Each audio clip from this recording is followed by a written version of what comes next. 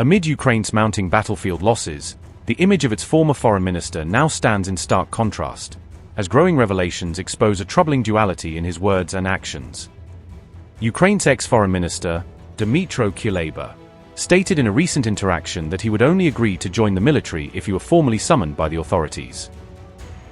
Kuleba's latest remark stands in sharp contrast to his earlier statements, where he passionately urged Ukrainians living abroad to return home and enlist in the army to defend their nation. It's worth remembering that Dmytro Kuleba served as Kyiv's chief diplomat for a solid 4 years, holding the prestigious post from 2020 until 2024, during some of Ukraine's most critical years on the world stage. Following his departure from office, reports began circulating that Kuleba had fled Ukraine secretly after a travel ban was allegedly imposed against him by the government. Kuleba was not alone. Several other former diplomats and senior officials also reportedly found themselves under similar travel restrictions imposed by the Zelensky administration. Kuleba later condemned the government's move, claiming that President Zelensky wanted to prevent former officials from traveling abroad to share opinions that might contradict the official narrative. In September, amid reports of his escape, Kuleba said, and I quote, "I never thought I would one day find myself forced to escape my own country, sneaking away quietly like a thief in the middle of the night."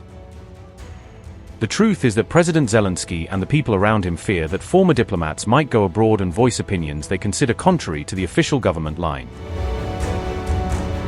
I have personally counted that there are nearly 20 of us who have been targeted by this restrictive measure. I wouldn't say I suffer from any persecution complex, but I'm absolutely certain that this decree is specifically designed to silence me and a few others. Speaking to Ukraine's Channel 5, Kuleba clarified that he is still in Ukraine, saying that he sits at home and continues to live quietly within the country, as reported by RT. The former foreign minister further stated that he has no plans to flee and will face any official summons should it ever come.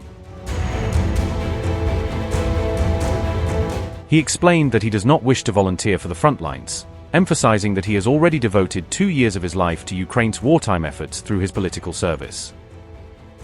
At present, it remains uncertain whether Kuleba will actually receive a summons, as former ministers and top-level officials have generally been spared from conscription so far. Ukraine's broader mobilization drive continues to face serious challenges.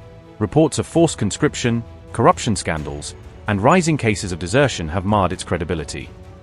Meanwhile, Ukrainian media outlets have expressed growing concern that recruitment efforts disproportionately target ordinary civilians while leaving members of the elite and politically connected untouched.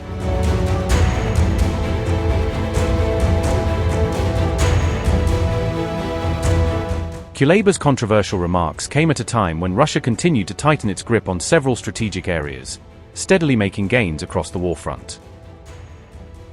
Following the capture of Pokrovsk, Russia's top general announced that Moscow's forces were now advancing toward the nearby city of Myrnohrad, marking a new phase of offensive operations. The troops of the joint group of forces continue their offensive, practically in all directions.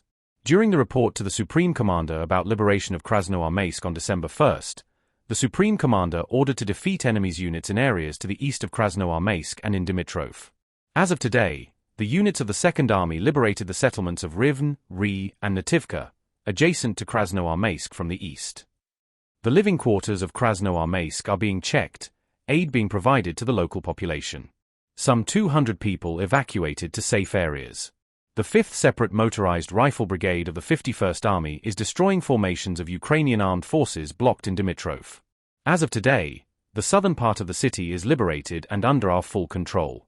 This makes more than 30% of the total number of buildings in the city.